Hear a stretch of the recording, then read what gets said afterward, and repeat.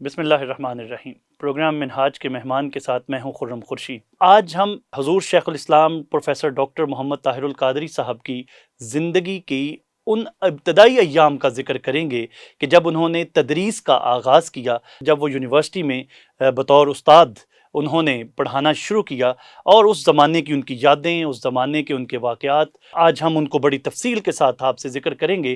لیکن ناظرین، میں یہاں بتاتا چلوں کہ حضور شیخ الاسلام نے اس زمانے میں ان تمام کاموں کا آغاز کیا کہ جس زمانے میں بہت تیزی سے نوجوان نسل دین سے دور ہو رہی تھی۔ آپ نے نوجوان نسل کو شرار بو لہبی سے بچا کر چراغ مصطفی کی روشنی دکھائی۔ آپ نے اس زمانے میں نوجوان نسل کو یہ بتایا کہ آج اس بات کی اشد ضرورت ہے کہ جوانوں کو پیروں کا استاد کیا جائے، اور آپ نے بنیادی طور پر اس زمانے میں محنت کا آغاز کیا کہ نوجوان نسل کو تیشہ فرہاد سے ہٹا کر اذان بلالی کی حلاوت کا رس ان کے کانوں میں گھولا جائے۔ میں آپ کے اور آج کے مہمانوں کے درمیان زیادہ دیر حائل نہیں ہونا چاہتا۔ میں آپ کو بتاتا چلوں کہ ہمارے آج کے اس پروگرام میں ہمارے ساتھ تشریف فرما ہیں ہمایوں احسان صاحب۔ ہمایوں احسان صاحب بنیادی طور پر ان کا تعارف تو بہت لمبا ہے، مختصراً اگر میں یہ بتاؤں، آپ وکیل ہیں، آپ استاد ہیں، آپ کا ایک لمبا عرصہ زندگی کا نوجوان نسل کو پڑھاتے اور ان کو قانون کی تعلیم دیتے ہوئے گزرا، اور اس کے ساتھ ساتھ آج ان کے ساتھ دلچسپ گفتگو اس لیے رہے گی کہ آپ ڈاکٹر طاہر القادری صاحب کی جو پہلی کلاس تھی، جس کلاس کو انہوں نے بطور استاد پڑھایا، آپ ان کے فارملی اسٹوڈنٹ تھے۔ تو یہ یادیں آج ان کے ساتھ ہم تازہ کریں گے۔ ہمارے آج کے دوسرے مہمان معروف شخصیت ہیں بیرسٹر عامر حسن صاحب، کسی تعارف کے محتاج نہیں۔ آپ مرکزی رہنما ہیں پاکستان پیپلز پارٹی کے، آپ منہاج یونیورسٹی لاہور کے بورڈ آف گورنرز کے ممبر ہیں، اور آپ منہاج یونیورسٹی اور اس کے ساتھ ساتھ منہاج القرآن کے تمام کام جن جن شعبوں میں کام ہو رہا ہے، آپ ان کو بڑا قریب سے دیکھتے ہیں، اس میں پارٹیسپیٹ کرتے ہیں۔ تو ان سے بھی بہت ساری باتیں آج ہم انشاءاللہ کریں گے۔ تو گفتگو کا آغاز کرتے ہیں ہمایوں احسان صاحب کے ساتھ۔ ہمایوں احسان صاحب، یہ تو بتائیے کہ آپ کو جن اساتذہ نے وکیل بنایا، میری مراد جناب ڈاکٹر طاہر القادری صاحب کی اس پہلی کلاس کی ہے، دوڑ پیچھے کی طرف ہے گردش ایام، وہ ذرا آپ ہمارے ساتھ شیئر کریں گے کہ جب آپ نے ان کو پہلی دفعہ دیکھا، very first time, first impression کیا تھا بحثیت طالب علم؟ میں شاید انصاف نہیں کر سکوں گا اس چیز کو ریکلیکٹ کرنے میں کہ جب میں نے پہلی بار ان کو دیکھا تو میں نے کیا محسوس کیا۔ یس، اگر مجھے اس بات کا جواب دینا ہو تو میں بڑی عمومی ٹرمز کے اندر اس طرح کہوں گا کہ ہمارے زمانے میں جو لاء کالج میں لوگ پڑھاتے تھے، وہ وقت نے ثابت کیا کہ بڑی لیجنڈز پڑھاتے تھے۔ ان میں سے بیشتر لوگ جو ہیں وہ سپریم کورٹ کے جج بنے، ریٹائر ہو گئے، لاء کی فیلڈ کے اندر وہ بہت نمایاں لوگ تھے۔ جو کلاس روم ٹیچنگ تھی، اب یہ بات گستاخی کے زمرے میں نہیں آنی چاہیے، کلاس روم ٹیچنگ کے اندر مشکل ہے یہ بات کہنا، لیکن مجھے اجازت دے تو میں کہہ دیتا ہوں کہ somehow, very sorry to say this, ایک طرف میں نے کہا ہے کہ بڑی لیجنڈز پڑھاتے تھے، ان کو میں پٹ ڈاؤن نہیں کر رہا، وہ لیجنڈز ہی تھے اور وہ بہت کمپیٹنٹ لوگ تھے، لیکن کلاس روم ٹیچنگ کے اندر ایک گنجائش نظر آتی تھی، اور وہ جو ایک اسٹرانگ کشش ہوتی ہے کسی استاد کی ایک کلاس کے لیے، اس میں تشنگی باقی تھی۔ طاہر القادری صاحب اس وقت بہت ینگ تھے، ینگ اس سینس میں کہ اسٹوڈنٹ کا اور ٹیچر کا جو ایج گیپ تھا وہ غالباً چند سالوں کا تھا، اس سے زیادہ نہیں ہوگا۔ بالکل ٹھیک۔ اور وہ ان کا پہلا سال تھا لاء کالج کے اندر ٹیچنگ کا، اور ایک یہ بھی تعارف تھا کہ یہ پڑھے تو ہیں پنجاب یونیورسٹی میں، اور تو یہ تو چیزیں پتہ چل گئیں، لیکن ایک یہ بھی تھا کہ کسی چھوٹے شہر سے لاہور آئے ہیں۔ ٹھیک، تو اب یہ اسٹوڈنٹس کے درمیان ایک یہ اسٹوڈنٹ کے درمیان ایک پرسیپشن ہے، اور پھر ہم نے بہت سینئر لوگ دیکھے ہوئے ہیں، اور پھر بہت سارے فورن کوالیفائڈ بھی دیکھے ہوئے ہیں۔ تو پروفیسر صاحب کلاس میں آئے اپنے ایک بڑے سادگی سے، سادہ لباس میں لیکن formal dress, neatly formally dressed, teaching شروع کی، اور بڑی جلدی یہ بات کھلنے لگی کہ the young man has something to deliver. ٹھیک ہے، اور اس کمپٹیشن میں جہاں آپ بتا رہے ہیں کہ بڑے بڑے لیجنڈز پڑھا رہے ہیں، اور ایک بڑے جو ایک ہوتا تھا کہ جی ایک ایک دعویٰ بولا جا رہا ہے کہ یہ بیرسٹر آئے ہیں اور یہ انگلینڈ سے آئے ہیں اور فلانا آئے ہیں، جو کہ بری بات تو نہیں، اچھی بات ہے، مگر وہ موسٹلی گاؤں کے لوگ فیل کرتے ہیں کہ ہمارے لیے کوئی شاید اوور پاورنگ چیز سامنے، اس طرح کی بھی کوئی بات نہیں تھی، بڑی ایک ریلیٹیبل سا کہ چھوٹے. لیکن ڈاکٹر صاحب کی اپروچ یہ تھی کہ وہ اپنی گفتگو کا ایک سحر تھا جس کے ذریعے وہ اپنا آرگومنٹ پٹ اکراس کرتے تھے. جو اسٹوڈنٹ کی ایک لاجیکل کامن فرسٹ پرسیپشن ہوتی ہے وہ اسی وقت چیک ہو گئی the moment he started narrating his argument, اور وہ ٹورڈز اٹریکشن اس کی ایک بڑی اسٹرانگ لیننگ تھی کہ لوگ بڑی جلدی ادھر کو جانا شروع ہو گئے جدھر کو وہ لے جانا چاہ رہے تھے. بالکل. اب یہ ایک ٹیچر کی بہت بڑی کوالٹی ہوتی ہے کہ وہ ساتھ لے کے چلتا ہے. بالکل سر، ہم گفتگو میں بیرسٹر صاحب کو بھی شامل کرتے ہیں. بورڈ آف گورنرز کے ممبر ہیں آپ. ایجوکیشن سسٹم اور ایجوکیشن سیٹ اپ اور جس سماج کی جو کلاس ہمارے یونیورسٹیز میں کالجز میں آتی ہے، ان کے ساتھ آپ انٹریکشن، آپ اس ایجوکیشن سیٹ اپ کے اوپر جو حضور شیخ الاسلام نے ایک پورا ایک سٹرکچر بنایا اور پھر اس کو عام لوگوں کی پہنچ کے لیے اس کو آسان کیا، جیسا کہ آپ کے تو علم میں ہے کہ اس کی فیس، اس کے لیے وہ جتنے تمام تر بنیادی ضروریات کا مہیا کرنا، تو اس سارے کے بارے میں جو کہ آپ اس کو تو براہ راست خود دیکھتے ہیں، اس کنٹریبیوشن پہ آپ کیا کہیں گے؟ دیکھیے، دنیا میں بڑی شخصیات آتی ہیں، کئی صرف خواب دیکھ کے چلے جاتے ہیں، کئی اس خواب کے لیے جدوجہد کرتے ہیں، اور بہت ہی کم تاریخ میں ایسے لوگ ہوتے ہیں جو اپنے خواب کے حصول کو ممکن ہوتا دیکھتے بھی ہیں، تعبیر ہوتے دیکھتے ہیں. ڈاکٹر صاحب ان میں سے ایک ہیں. جب بھی آپ آئیں گے ان کے کسی بھی انسٹیٹیوشن کے اندر آئیں گے تو آپ کو نظر آئے گا کہ اس کے فاؤنڈر کے جو تخیل ہے اس نے حقیقت کا روپ کیسے دھارا ہے. تو ایجوکیشن سسٹم کے اندر بھی بہت ساری بہت ساری مجھے انسپائر کرتی ہیں چیزیں. ایک تو اسپرچول ایجوکیشن کی طرف جو ان کا ہے اور جو سینٹر بنایا گیا ہے وہ بہت ہے. ایک پھر یہ جو آپ کا گوشہ درود ہے، اور یہاں پہ جو رومی کے ساتھ، اور پہلی دفعہ میں نے کسی سے ہماری ایج نے مثنوی روم بھی شہر اعتکاف میں سنی ہے، نہیں تو ملائیت سے تو پتہ نہیں ہم کیا سنتے رہے ہیں کہ کون کافر ہے اور کون مسلمان ہے.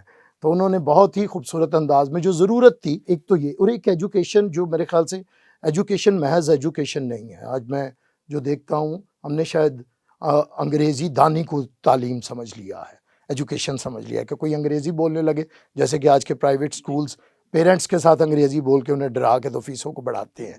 تو میرے خیال سے ایجوکیشن وہ ہو ہی نہیں سکتی جہاں پہ تربیت نہ ہو. تو ڈاکٹر صاحب نے جو میں اکثر کہتا ہوں کہ یہ صرف ایک ایجوکیشن سسٹم نہیں ہے، یہ ایک تربیت گاہ بھی ہے، اور یہ ان کی یونیورسٹی ہے، ان کا ادارہ ہے. تو اس کے اندر یہ جو تعلیم اور تربیت، اسے جو یکجا کیا ہے، یہ ڈاکٹر طاہر القادری جیسی شخصیت، ان کی رہنمائی، ان کی سرپرستی کر سکتی ہے. جبکہ اس ملک کے اندر ایجوکیشن انسٹیٹیوشنز تو ہوں گے، تربیت ساز ادارے موجود نہیں ہیں، اسی لیے پڑھے لکھے لوگوں کا ہجوم ہے اور اتنا ہی جاہلوں کا بھی ہے. آئیے واپس 79 میں چلتے ہیں.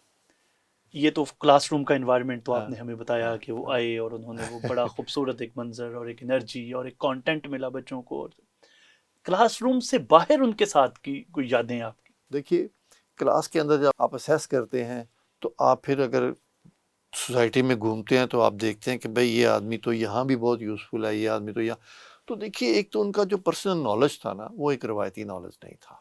آپ ان کے علم کا یو ایگری ود ہیم اور ناٹ ایگری ود ہیم، ان کے علم کا دوسرا کنارہ نہیں میں تو سوال ہی پیدا، دوسرا کنارہ نہیں دے سکتے کہ کتنی ڈیپتھ ہے اس کے اندر. بالکل یہ آپ دیکھتے ہیں کہ ایک ہیوج ورائٹی جو ہے وہ سامنے آپ کے سامنے لا کر پیش. پھر جو ان کی کمانڈ تھی نا الفاظ کے اوپر، اور جو گفتگو کا ایک ملکہ تھا، وہ بہت اٹریکٹیو تھا، بہت زیادہ اٹریکٹیو تھا. تو اس لیے پھر ہم نے ان کو ایز اے اسٹوڈنٹ یونین ممبر ہوتے ہوئے ان کو کہنا کہ جی فلاں جگہ پہ بڑے بڑے لوگ آ رہے ہیں تو آپ کو تکلیف دینی ہے، تو انہوں نے ایکسیپٹ کر لینا، ہم نے وہاں لے جانا. اس میں ہمارا بھی پرائیڈ ہوتا تھا کہ ہمارا لے جایا ہوا مہمان جو ہے وہ کتنا زبردست ہے. اینڈ پلس فروٹ کہ بھائی یوٹیلیٹی کتنی ہے اس کی آپ دیکھیے. تو ہم نے اس طرح ان کو جہاں بھی تکلیف دینی انہوں نے چل پڑنا. کیا میری یہ خبر سچی ہے کہ آپ ڈاکٹر صاحب کے ساتھ آپ کی کوئی موٹر سائیکل کے سفر کی بھی یادیں ہیں؟ اسی طرح سے اسی سے یہ بات نکلتی ہے کہ میں نے کہیں جانا تھا تو اور ٹائم بھی زیادہ نہیں تھا اور ہم نے پروفیسر صاحب کو تکلیف دی. اب ایک اچھا وہ نہ نہیں کرتے تھے, ان کو نہ کرنا ذرا پتہ نہیں کیا لگتا ہوگا. ہم ذرا سیدھے لوگ ڈھم کر کے دعوت مار دی, ٹائم بھی نہ دیا. اب کچھ کہنا نہیں چاہ رہے, ہم نے دیکھ لیا کہ ٹھیک ہے. ہم نے انہیں کہا کہ پروفیسر صاحب آپ بیٹھے موٹر سائیکل پہ. میں نے موٹر سائیکل اپنا سٹارٹ کیا, پروفیسر صاحب کو مہمان گرامی کو پیچھے بٹھایا, ہم وہاں لے گئے. اب ان کا وہ اس میں نہ ان کا کوئی تکبر تھا, نہ کوئی خدا نہ خواستہ ایسا کوئی مزاج تھا. اور ہمارے پاس تو یہ ہمارے لیے ایک آنر بھی تھا, اور ہم اپنا ایک آبجیکٹ بھی اچیو کر رہے تھے کہ ایک جگہ کے اوپر ایک محفل ہے, وہاں لیکچر ہے, وہ کروا رہے ہیں, تو وہ بھی اچیومنٹ بھی ہے. تو ہم یس ان کو موٹر سائیکل پہ لے کر چلے گئے. بیرسٹر صاحب, ڈاکٹر صاحب کی شخصیت کے مختلف پہلو ہیں.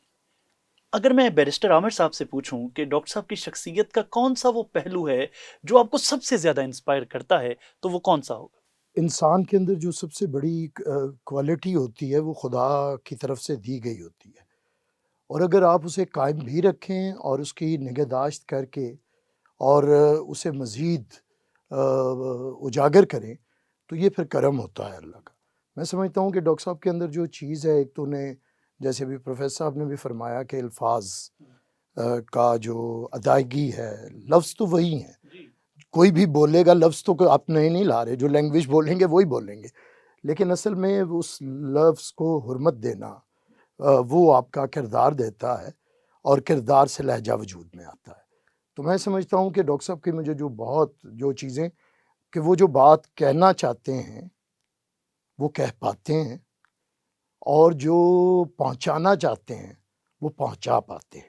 ایک تو ڈاکٹر صاحب کی بات کرنے کا ہنر بڑا خوبصورت ہے کہ متانت اب ان کے ایج کا ایک ہوتا ہے, تو زندگی کا آپ ہر انسان اپنی عمر کے ساتھ ساتھ ان فیسز سے گزرتا ہے.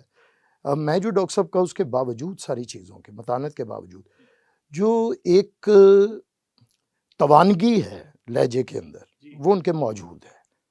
وہ ان کی پرانی سپیچز دیکھیں, اور میرے خیال سے بہت سے لوگوں نے کاپی کرنے کی انہیں کوشش کی ہے, لیکن کاپی ہوتی ہے. تو وہ توانگی جو ہے نا, وہ میرے خیال سے ان کا اصل ہے. وہ کسی جڑت کا اشارہ دیتی ہے کہ یہ کسی جڑت کے ساتھ یہ توانگی ہوتی ہے, اور وہ ظاہر ہے جو قوتوں کا مالک ہے توانگی وہی دیتا ہے. تو میرے خیال سے یہ جو خوبصورت ان کا ہے. اور ایک ڈاکٹر صاحب کو میں جو بہت زیادہ, جو اقبال کہتا ہے کہ دہر میں اس میں محمد سے اجالا کر دے, تو میں جو بہت بڑی بات شاید آج تک نہیں ہوئی, جو ضروری ہے, جو میں سمجھا ہوں, لرن کیا ہے عرفان القرآن کا ترجمہ پڑھنے کے بعد, کہ ڈاکٹر صاحب نے ذات محمد کو جو صلی اللہ علیہ وسلم کو جو احترام متقاضی ہے, وہ اب تک کے تراجم میں صفحے اول پہ اگر کوئی ہیں تو وہ ڈاکٹر طاہر القادری ہیں, اور یہ ان کے اسی عشق کی وجہ ہے. تو میں یہ سمجھتا ہوں کہ جو ذات مصطفیٰ سے عشق ہے وہی انہیں جو ان کی مضبوطی کا بھی باعث ہے, اور یہی سماج کا میں سمجھتا ہوں یہی ان کی بہتری بھی تھی, اور ہماری یہی بدقسمتی تھی کہ جو رحمت اللہ للعالمین کی پرچار کرنے کے لیے, جو میں تو اپنے وقت میں جسے سمجھتا ہوں, دیکھیے ہم نے سمجھا ہے کہ شاید سیاست بڑی ہے, سیاست ایک شعبہ ہے. آپ استاد ہیں, آپ وکیل ہیں, آپ سیاستدان ہیں, آپ ڈاکٹر ہیں, آپ انجینئر ہیں, یہ ایک شعبہ ہے. اگر آپ دین تو پھر کامل ہے نا, جو جیسے قرآن کہہ رہا ہے, تو اگر آپ دین کو کے مبلغ ہیں یا دین کو سمجھ بوجھ رکھتے ہیں تو یہ ایک بڑا شعبہ ہے. تو ہم نے ڈاکٹر صاحب کو جج کیا ہے چھوٹے شعبے کے ساتھ, حالانکہ ہمارے اس جو کہ دین ہے اس کے اندر ڈاکٹر صاحب کے وقت میں یا وقت سے پہلے بھی تھوڑا جائیں اور وقت کے آگے بھی جائیں تو ایسی شخصیت موجود نہیں ہے. میں کسی مکتبہ فکر کے ساتھ انہیں نہیں جوڑتا, لیکن بہرحال اس میں بھی لیں تو بہت سے لوگ بہت سے چھوٹے قد کے بہت سی جگہ پہ پہنچ گئے جو دین ہمیں مل رہا ہے, جس میں تقسیم ہے, جس میں فرقہ واریت ہے, وہ میں نے ڈاکٹر صاحب کے ہاں نہیں دیکھی. جو مجھے بڑی چیز کرتی ہے کہ میں نے اپنی زندگی میں ڈاکٹر صاحب کو مجلس کے اندر بھی جاتے دیکھا ہے, اور پھر مجلس میں ان کے عالم سے زیادہ پارٹیسپینٹ جو ہیں ڈاکٹر صاحب کو سننے آئے ہیں.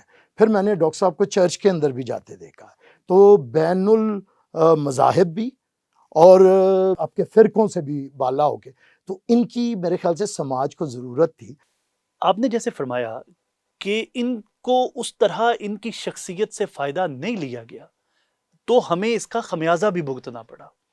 تو آپ کیا سمجھتے ہیں کہ اگر ڈاکٹر صاحب جیسی شخصیت کو، اور یہ میں اسٹوڈنٹس کے لیے خاص طور پہ جو ہماری آنے والی جنریشنز ہیں ان کے لیے میں چاہوں گا کہ آپ اس پہ ضرور ہمیں بتائیے کہ اگر ڈاکٹر صاحب جیسی شخصیت کے کام کو اور ان کی تمام تر کنٹریبیوشن کو صحیح طور پر استعمال کیا جائے تو ہم اس سے کیا کیا فائدہ لے سکتے ہیں؟ سب سے پہلے چلے میں اسٹیٹ کو لے لیتا ہوں، اوپر سے آتے ہیں نیچے. اسٹیٹ کو جو اس وقت سب سے بڑا ہمارے اوپر کلنک ہے، داغ ہے، وہ ہمارا ریجیڈیٹی ہے، دہشت گردی ہے.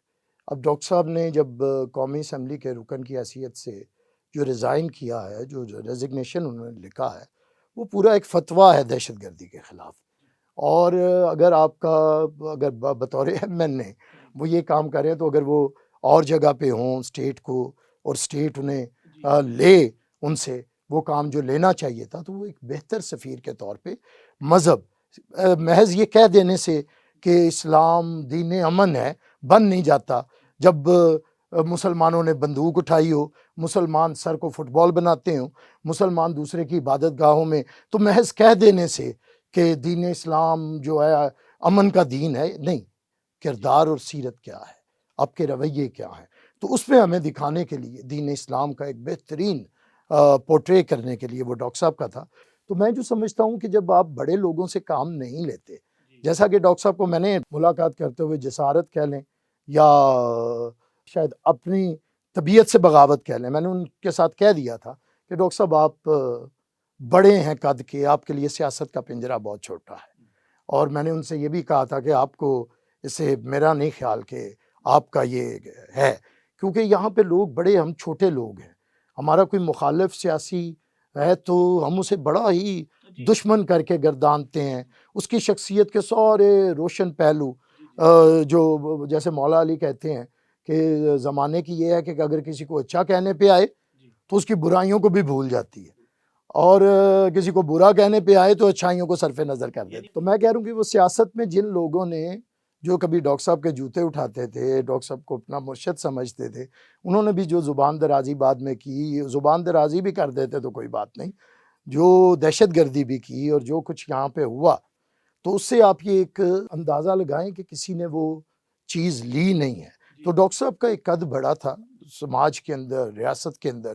آج بھی میرے خیال سے اگر ہم اتنا ہی سمجھیں، اگر آج بھی ہم کمپیریٹیو اسٹڈیز ہمارے اسٹوڈنٹس کرتے ہیں، طالب علم نوجوان، تو کمپیریٹیو اسٹڈیز تھوڑی سی کریں نا کہ 4-5 دہائیوں میں کون ہے جس نے مذہب کا، جو آج آپ ادھر ادھر سے سنتے ہیں، جس نے مذہب کا تسلسل کے ساتھ یہی چہرہ. یہ آج تو آپ آکسفورڈ جائیں گے تو آپ کو پتہ چلے گا نا کہ اسلام نرم دین بھی ہے، فلاں ہے، لیکن جس نے ادھر بیٹھ کے، جیسے پروفیسر بتا رہے ہیں کہ پنجاب یونیورسٹی میں بھی وہ درس شفقت کا، محبت کا اور اسی کا دے رہا تھا. تو میرے خیال سے وہ شخصیت کو ہم نے پس پش ڈالا ہے تو اس کا نقصان ہے. طالب علم کی حیثیت سے ان سے آپ نے لرن کیا، پھر جب آپ نے پڑھانا شروع کیا تو وہ کون سی ایسی چیزیں تھیں جن چیزوں کو آپ نے اپنی ٹیچنگ میں بھی امپلیمنٹ کیا جو آپ نے ان سے لرن کی ہوئی؟ انسپائرنگ تو وہ ہیں، وہ آپ کو انسپائر کرتے ہیں، وہ آپ کو کانفیڈنس بھی بلڈ کرتے ہیں کہ جس بندے نے سامنے آ کے بولنا ہے اس کے اندر کیا کانفیڈنس ہونا چاہیے. اور اس کے اندر جو ایک اسینشیل بات ہے وہ یہ ہے کہ وہ کانٹینٹ بیسڈ ہوتا ہے، وہ خالی اوریٹری بیسڈ نہیں ہوتا. ان کا باوجود اس کے کہ الفاظ کا ذخیرہ اور وہ سارا اپنی جگہ پہ، ایک کانٹینٹ جو ہے وہ بڑا رچ کانٹینٹ ہے، اس کے بغیر نہیں ہے. جو آپ سیٹسفیکشن ڈرا کرتے ہیں اپنی ٹیچنگ سے، یہ چیزیں تو انہوں نے انسپائر کی ہیں. صاحب کتاب سے بھی ملاقات کی اور آپ نے ان کی کتب کو بھی پڑھا. کون سی ایسی چیز تھی جو آپ کو ان کی کتابوں میں سب سے نمایاں نظر آئی اور آپ کے لیے دلچسپی کا باعث بنی؟ وہی چیز کسی کی اچھی لگتی ہے اگر وہ آپ کے اندر کوئی اس کی چیز رمق ہو تو. میں زندگی میں سمجھتا ہوں کہ عشق محمد مصطفیٰ آپ کی اصل میں روح کی موجودگی کے احساس کا نام ہے. تو ڈاکٹر صاحب کے ہاں کیونکہ یہ چیز بڑی موجود ہے تو وہ آپ کو ان کی طرف راغب کرتی ہے، جو بڑی ضروری چیز ہے. اور ان کا میں نے یہی کہا، میں آج بھی کہتا ہوں اور یہ میں چیلنج کے ساتھ کہتا ہوں کہ جو ان کا ترجمہ ہے عرفان القرآن، اس کا آپ اگر کمپیریٹیولی دوسرے تراجم کے ساتھ کریں تو پیغمبر پاک کی جو احترام ہمیں ملحوظ ہونا چاہیے، ان تقاضوں کو مد نظر رکھا گیا ہے جو کہ بہت سا نہیں رکھا گیا. پہلی بات جیسے وہ عالمانہ اور میرے خیال سے عشق کا تقاضا، عالم میں شاید وہ ہر عالم میں وہ چیز نہیں ہوتی، وہ کوئی عاشق کے ہی کام ہے۔ اور ایک میں ڈاکٹر صاحب کی جو میرے خیال سے میری بات ہے، اس لیے میں کہتا ہوں پہلے نہیں ہوئی ہوگی، وہ یہ بات ہے کہ میں نے میرا کیونکہ بنیادی بات وہی میں نے عشق مصطفیٰ کو رکھا ہے بنیاد، تو جو بھی عاشق ہوگا یا عشق ان کی ذات سے کرتا ہوگا تو اسے پتہ ہے کہ محمد کا اس کائنات میں پہلا عاشق ابو طالب ہے جنہوں نے عشق کیا ہے۔ تو جو عاشق کے رنگ سے رسول کو دیکھے گا نا تو ادھر جائے گا۔ میں عشق میں جناب ابو طالب کو بڑا اپنی ذات میں ایک بہت، شاید مذہب نہ کرتا ہو، فرقے نہ کرتے ہوں، چیز معاشرہ نہ کرتا ہو، لیکن میں بڑا ہائی ریٹنگ پہ انہیں رکھتا تھا۔ لیکن مجھے عشق کو دلیل کی ضرورت نہیں ہوتی، نہ مجھے دلیل چاہیے تھی، لیکن جو دلیل چاہتے ہیں انہیں دلیل اگر مہیا کی ہے تو ڈاکٹر طاہر القادری نے کی ہے۔ جب انہوں نے دیوان ابو طالب کی بات کی، میں یونیورسٹی میں تھا جب یہ نعت کے اوپر مجھے ڈاکٹر صاحب نے کی کہ پہلی نعت انہوں نے، گفتگو میں اس پہ کرتا تھا تو کیونکہ میرا بھی تھا اس میں انٹرسٹ، میں گفتگو کرتا تھا، انہوں نے کہا کہ پہلی نعت رسول پاک کو گود میں لے کے جناب ابو طالب نے وہ نعت کہی۔ تو وہ جو دلائل جسے چاہیے، ایک تو عاشق ہے اس طرف جانے والا، جسے دلائل چاہیے، وہ ڈاکٹر صاحب نے اپنے سماج میں رہتے ہوئے جو کام اس مکتبہ فکر میں پہلے نہیں ہوا وہ ڈاکٹر صاحب نے کیا ہے، اور وہ بہت بڑا کام ہے ایک عشق کے تقاضے میں۔ وہ ایک دفعہ میں نے ڈاکٹر صاحب سے کہا کہ سب سے زیادہ جو وقت گزرا ہے رسول پاک کے ساتھ تو وہ تو مولا علی کا گزرا ہے، تو ان سے مروی احادیث بڑی کم ہے۔ تو وہ انہوں نے ذہن میں رکھی ہوئی تھی، بات ہو گئی، میں نے تو ویسے کی۔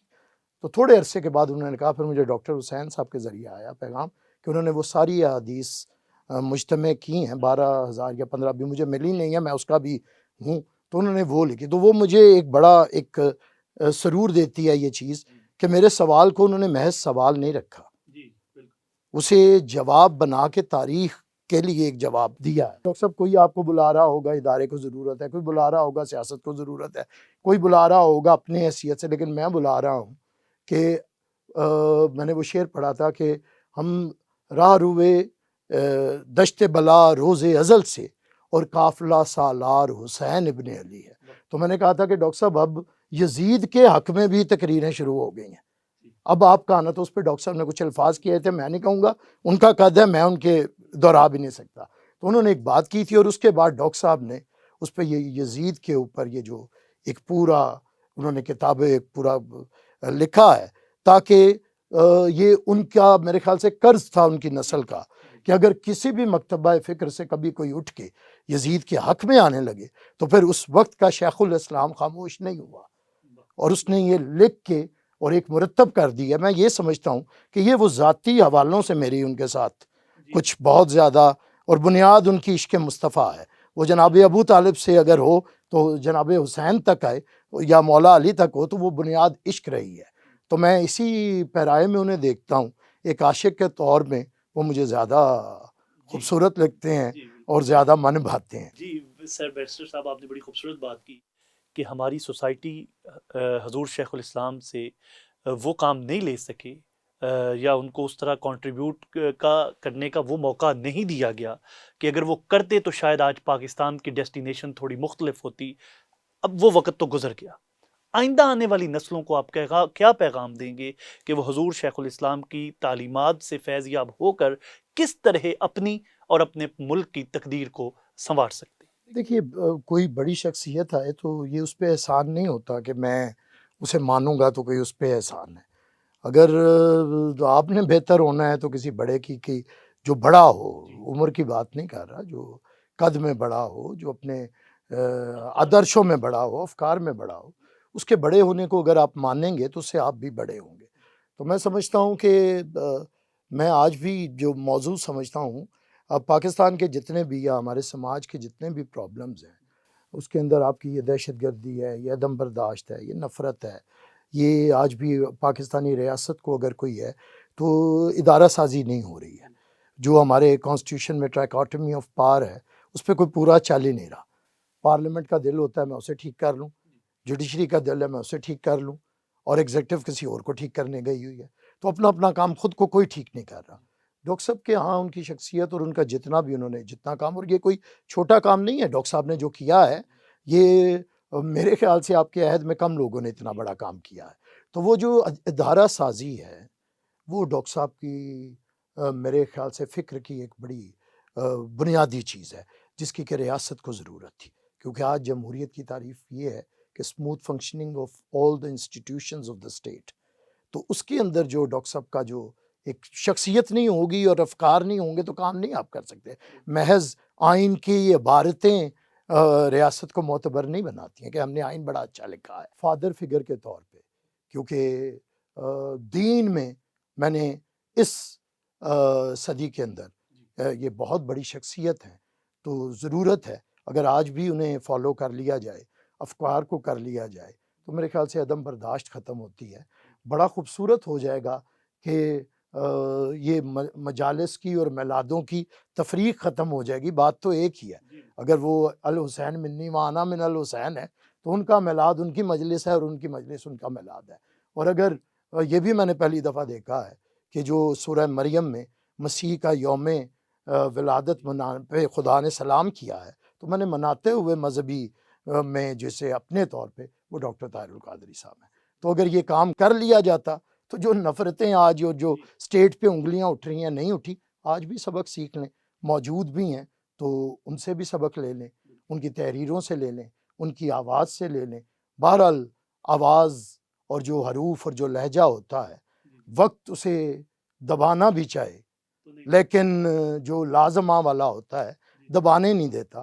ڈاکٹر طاہر القادری کی گونج ہے وہ صدیوں سنائی دے گی. آپ حضرات تشریف لے کے آئے، آپ کی آمد کا بہت بہت شکریہ. ناظرین، مختصراً یہ اس قدر خوبصورت گفتگو کے بعد میں صرف یہی کہوں گا کہ اللہ تعالی ہمیں توفیق دیں کہ ہمارا شمار اس نسل میں ہوتا ہے جو نسل عہد ڈاکٹر طاہر القادری میں زندہ ہے. اللہ تعالی ہمیں ان کے افکار سے فیضیاب ہونے کی اور اپنے ملک پاکستان کی حالت کو بہتر کرنے کی توفیق عطا فرمائیں. یہ حضور شیخ الاسلام ہی ہیں جنہوں نے بھٹکے ہوئے آہو کو ایک دفعہ پھر سے سوئے حرم کا رستہ دکھایا ہے. اللہ تعالی ان کا سایہ ہمارے سروں پر قائم و دائم رکھیں. اسی کے ساتھ اجازت چاہوں گا. اللہ نگہبان.